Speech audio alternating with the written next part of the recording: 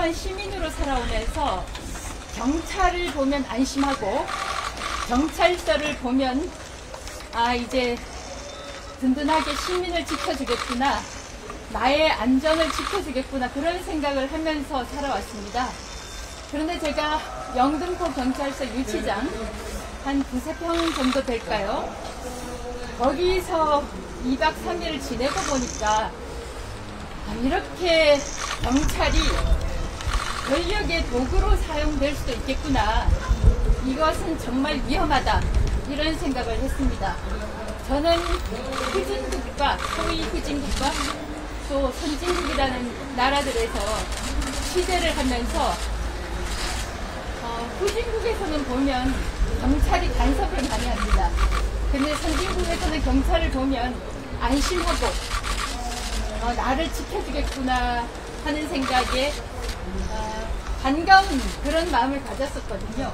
근데 지금은 제가 경찰을 보면 어떤 느낌을 가지느냐 하면 불안합니다. 공포를 느낍니다. 언제 나를 잡아 가둘 수도 있겠구나, 그런 생각을 합니다, 여러분. 저 같은 사람한테 일어날 수 있는 일들이 자유시민 모두에게, 또 누구에게나 일어날 수 있는 일이 됐습니다. 그런 나라가 됐습니다. 여러분 생각해 보세요. 기자 여러분, 언론인 여러분, 조원철 법제처장이라는 자가 심지어 대법원에서 유죄 판결이 난, 유죄 취지로 파기환송이 된 사건에 대해서 무죄라고 주장하는 그런 대한민국이 됐습니다. 이게 법치국가입니까? 법을 해석하는 자가 대법원에서, 3심에서 유죄 취지로 파기환송된 사건에 대해서 무죄라고 주장하는 그런 나라가 됐습니다. 여러분, 대한민국이 이제 믿을 수 있습니까? 제가 그 언론인 여러분들에게 한 말씀 드리겠습니다. 여기 계신 여러분, 제가 그 페이스북에 올린 그 글 읽어보셨습니까, 혹시?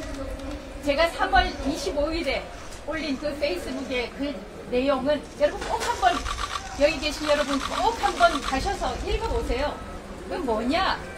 3월 19일에 대통령, 지금은 대통령이 된 이재명 민주당 대표가 최상목 대행에 대해서 나은혁 헌법재판관을 임명하지 않은 것을 두고 비판을 하면서 이거는 직무유기 현행범이다, 시민들에 의해서 당장 체포될 수 있다, 이렇게 얘기를 한 겁니다. 그래서 제가 그거를 보고 좀 어이가 없어서, 아니 수십 개월 동안 방송통신위원회 상임위원을 임명하지 않은 것은, 추천하지 않은 것은 다수당 민주당이다, 민주당이 상임위원 추천을 좀 하게 해달라. 국민의힘은 전혀 힘이 없어요. 국회 본회의 상정할 수 있는 권한도 없습니다. 그래서 아니, 만약에 최상목 대행이 직무유기 현행범이라면 방송통신위원회 상임위원을 임명하지 않은 민주당이, 또는 민주당 의원, 민주당 대표가 직무유기 현행범이다, 이 논리를 이야기를 한 겁니다.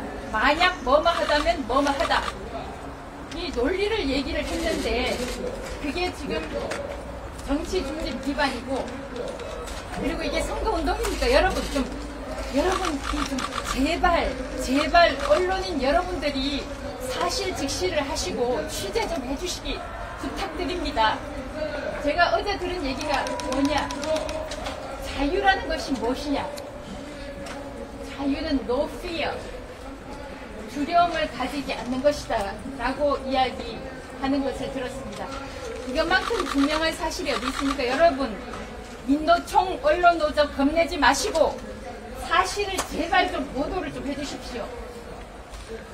출세하지 않은 것에 대한 두려움 가지지 말고, 권력자에 대한 두려움 가지지 말고, 여러분, 만약에 최상목이 직무유기 현행범이라면 민주당 이재명 대표가 직무유기 현행범이다.